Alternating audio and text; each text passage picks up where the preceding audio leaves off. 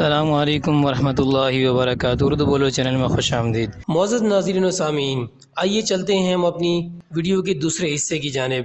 پچھلی ویڈیو میں ہم نے آپ کے سامنے بات رکھی تھی کہ عثمان نے قلعے داروں کو خطوط لکھے تھے جس میں انہیں اسلام کی دعوت دی گئی، لیکن قلعے داروں نے اس کا مذاق اڑایا۔ لیکن اندر ہی اندر قلعے دار خوف زدہ بھی تھے کہ عثمان اگر برسا پر حملہ کرتا ہے تو ضرور اسے فتح کر کے ہی چھوڑے گا۔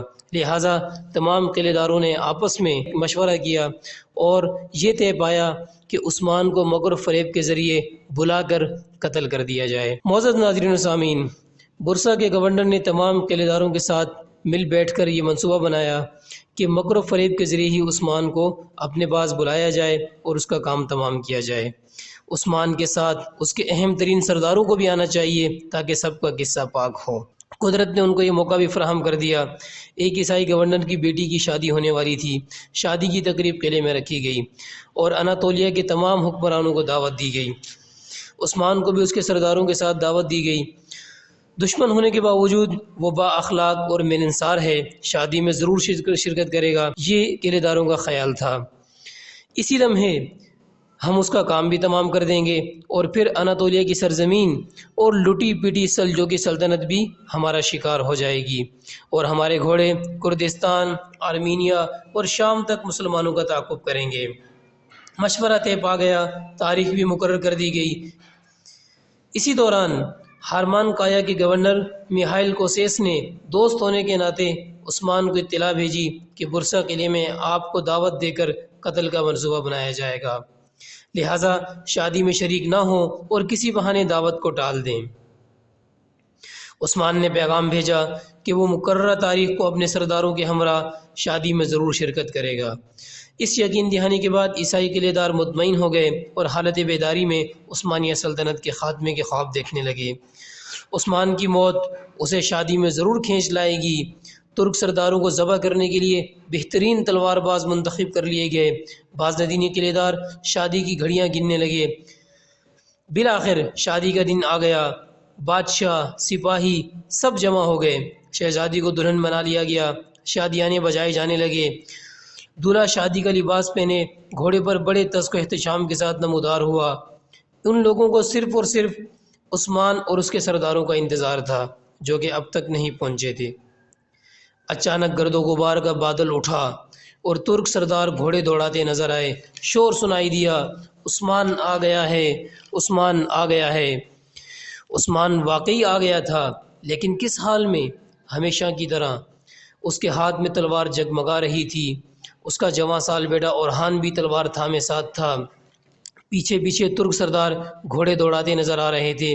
تو صورتحال یہ تھی معزز ناظرین و سامعین کہ عثمان دولہا کے لیے صحرا لے کر نہیں بلکہ بازنطینی قلعے داروں کے لیے موت کا پیغام لے کر آیا تھا۔ ترکوں نے آتے ہی بازنطینی سپاہیوں کو گاجر مولی کی طرح کاٹنا شروع کر دیا۔ شادی کی تقریب جنگ میں بدل گئی۔ جو ماہر تلوار باز محل میں چھپا کر رکھے تھے وہ جیسے ہی باہر نکلے اپنے خون میں ہی نہلا دیے گئے۔ عثمان نے باراتیوں کو خون کے جوڑے پہنا دیے۔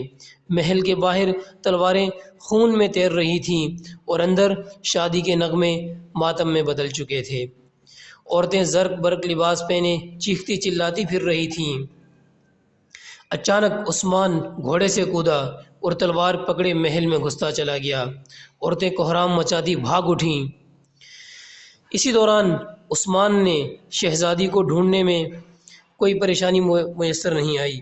عثمان نے بآسانی دلہن بنی ہوئی شہزادی کو ڈھونڈ لیا اور کندھے پر اٹھایا اور باہر نکل آیا، جہاں اورحان اپنے سرداروں کے ساتھ حفاظتی پہرا دے رہا تھا۔ معزز ناظرین و سامعین، بازنطینی قلعے داروں نے جب شہزادی کو عثمان کے کندھے پر دیکھا تو آگ بگولا ہو گئے، مگر آنن فانن عثمان نے شہزادی کو گھوڑے پر لادا اور یہ جا وہ جا۔ بازنطینی قلعے دار دیکھتے رہ گئے اور عثمان شہزادی کو لے کر قلعے سے باہر نکل گیا۔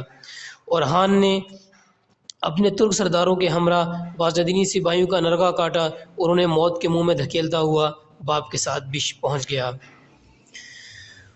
عثمان شہزادی کو لے کر اپنے دارالحکومت میں داخل ہوا۔ شہزادی بے ہوش تھی۔ عثمان نے سیڑھیاں چڑھتے ہی اعلان کیا کہ شادی کی تیاریاں کی جائیں۔ ہر طرف شادی کی تیاریاں ہونے لگیں، مگر ترک سردار اور خواتین حیران و پریشان تھیں کہ ایک 60 سالہ بوڑھا سلطان کیا ایک نوجوان بازنطینی شہزادی سے شادی کرے گا؟ اس چیز نے ہر ایک کو حیران و پریشان کر دیا تھا۔ البتہ ترک خواتین نے بازنطینی شہزادی کو ترک دلہن کی طرح سجا دیا۔ اسی دوران عثمان نے حکم جاری کیا کہ اورحان شاہی لباس زیب تن کر کے آ جائے۔ شہزادی بھی ہوش میں آ چکی تھی۔ عثمان نے شہزادی کا ہاتھ اورحان کے ہاتھ میں دے دیا اور اسلامی دستور کے مطابق نکاح پڑھوایا گیا۔ عثمان نے اعلان کیا کہ آج سے یہ شہزادی رومی نہیں بلکہ ترک ہے، کیونکہ وہ ایک ترک ولی عہد کی بیوی ہے۔ آج سے آپ کے لیے شہزادی کے شاہی حقوق متعین کر دیے گئے ہیں۔ ہمارے بعد سلطان اول کی بیگم ہونے کی حیثیت سے سلطنت عثمانیہ کی واجب الاحترام ملکہ ہیں۔ اس اعلان سے نہ صرف اورحان بلکہ شہزادی بھی خوش نظر آ رہی تھی، کیونکہ وہ ترکوں کے اندر خود کو محفوظ محسوس کر رہی تھی، اور گویا کہ شہزادی نے اپنے آپ کو اس چیز کے لیے قبول اور راضی بھی کر لیا تھا۔ شہزادی کا نام تبدیل کر کے نیلوفر خانم رکھ دیا گیا۔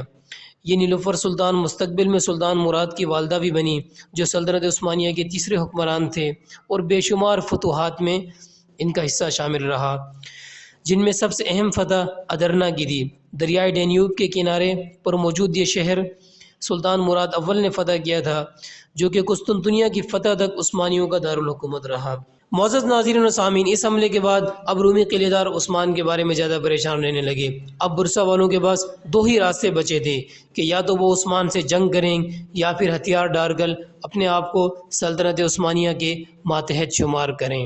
معزز ناظرین و سامعین، اس ویڈیو کا دوسرا حصہ ہم نے آپ کے سامنے عثمان کا ایک قلعے پر حملے کا منظر پیش کیا، جس میں عثمان نے نیلوفر سلطان، جو کہ مستقبل میں سلطان مراد کی والدہ بنی تھی، ہم نے آپ کے سامنے اس کا ایک خاکہ اور منظر پیش کیا۔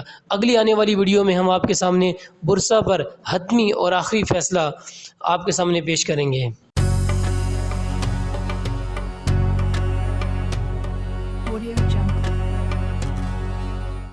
السلام علیکم ورحمۃ اللہ وبرکاتہ۔ اردو بولو چینل میں خوش آمدید۔